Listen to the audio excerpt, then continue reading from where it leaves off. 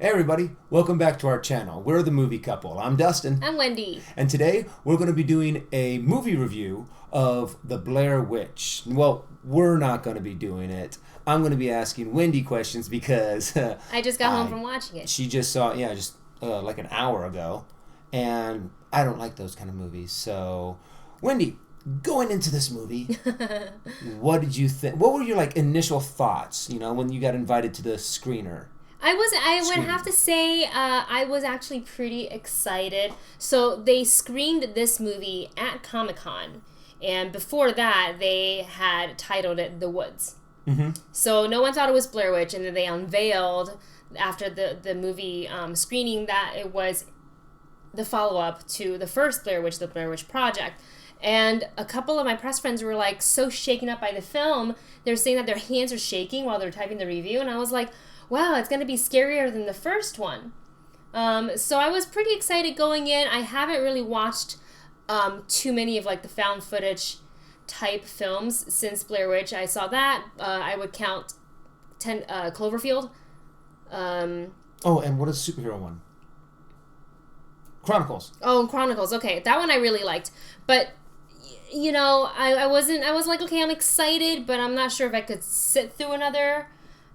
long duration of shaky cam, especially the way they film it, but we'll see. I was still excited to kind of get a good scare. So what are your overall thoughts of the movie? Well, I got my handy-dandy iPhone here to help me out because I took some notes. So I thought it was a nice follow-up to the first film. They utilized what made the first film so unique, which was the found footage, and they kind of stepped it up with the new technology, better cameras, different devices that record on. I can't really spoil it. I almost did.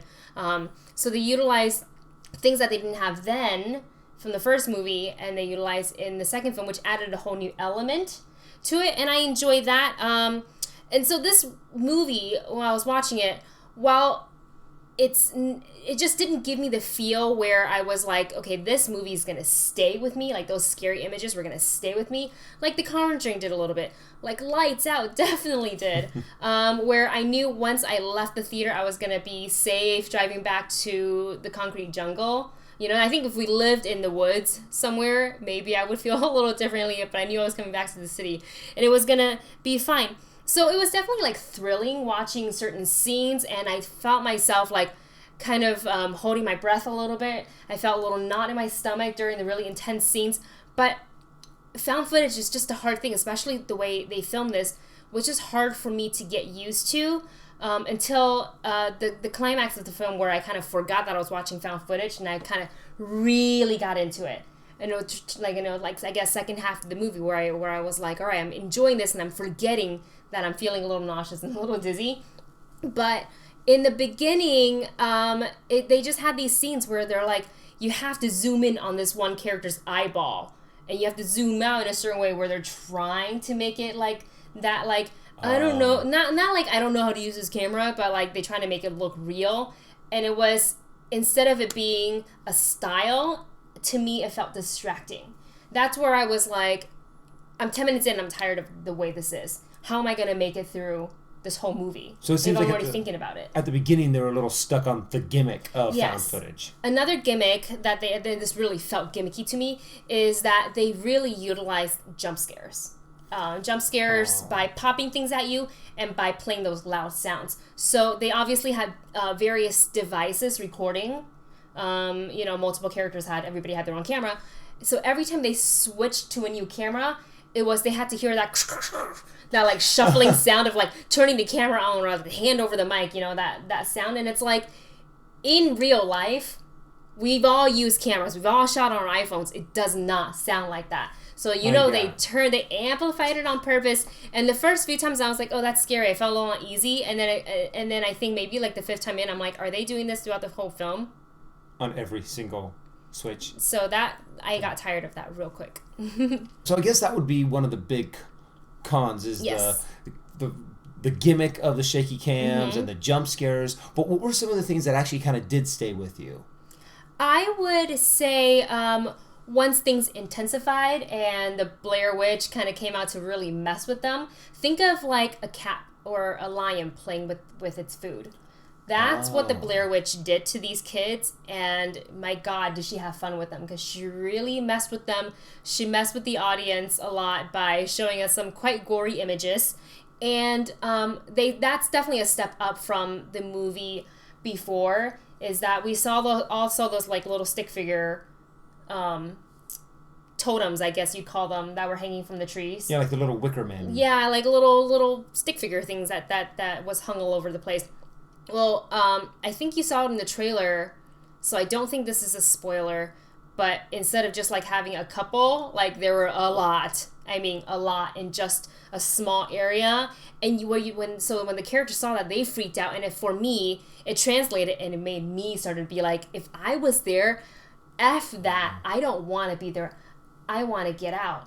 And they did something very different with this movie, where there were consequences to trying to get mad at the witch a little bit. So I like that, and that's something I really liked about the movie. But the con is, it essentially felt like a carbon copy of the first one, with maybe a few little extra frills thrown in. Right. I mean, in the trailer it shows this, so I don't think this is spoiler at all. They go back into the house. Yeah. Where James thinks his sister Heather is still there, and it's the same footage, it's the same set, and it's the same, sequence. It looked literally the same, and you're just like, but what makes this stand out besides the upgrade of like different devices and maybe the witch amplified its game a little bit more? What is more different about that? And they didn't really do anything to like tell a new story, or it was pretty much the same story. Yeah, I mean, essentially it's James. I guess I should have talked about this earlier. It's James, who is Heather's brother, who he is just really gun-ho to find her. He still believes that she's out there somewhere. Someone has sent him a YouTube video of a footage that was in the house, and he sees an image of a person where he thinks like a shadow, and he thinks that that's his sister. So he gets all of his friends, and he's like, "Let's go and find my sister." Do you ever find out who sent him the video, or was it like an anonymous? Oh, okay. No, you find out, and they're in the movie, and I like that they added more people into this movie. Where the first one, I think there was only 3. I think it was Heather and the 2 other guys. I don't know. It's been years, so I can't remember. And this one, they had a few more people involved, which was good, but I felt like they just took a little bit long getting to that climax of the movie, where the first half I was just like, okay, we're going to get to the really good part, right, where I'm like scared and scream a little bit, and it really never, the jump scares actually never really worked that much for me, even though I felt the intensity of the seeing, and I felt tension and a little knot in the pit of my stomach. I wasn't ever like, I never did one of those. Oh, so it felt more stressful and less creepy. It's stressful, yeah, it's stressful. It is and a stressful good horror watch. movie shouldn't just stress you out. It really should make you feel creeped out, something eerie, something it kind of sticks with you more than just a jump scare. Yeah, like Don't Breathe really stuck with me. Lights Out and Conjuring, those are the top 3 that's stuck with me this year. And this one, where like if I go outside to walk the dogs, I'm not gonna be like, are there any wicker people around? Yeah. Out of 5, what would you give this movie? As much as I enjoyed kind of going back into the story and kind of buckle myself in for like a thrilling ride of jump scares and startles, I felt that it was pretty much still a copy of the first one. There's not much difference, with the exception of like, the addition of like new characters, but same old storyline. So I am going to stay neutral, like how I feel about this movie, and give it a 3 out of 5. 3 out of 5, okay. Well, that was our review that was Wendy's review on The Blair Witch, The Woods, or Blair Witch 3. Blair Witch. So give us your thoughts. What do you guys think of the movie? Are you guys anticipating the movie? Thumbs up on what you guys think. And don't forget to like and subscribe. All right, guys, thanks so much for joining us, and we'll see you in the next video.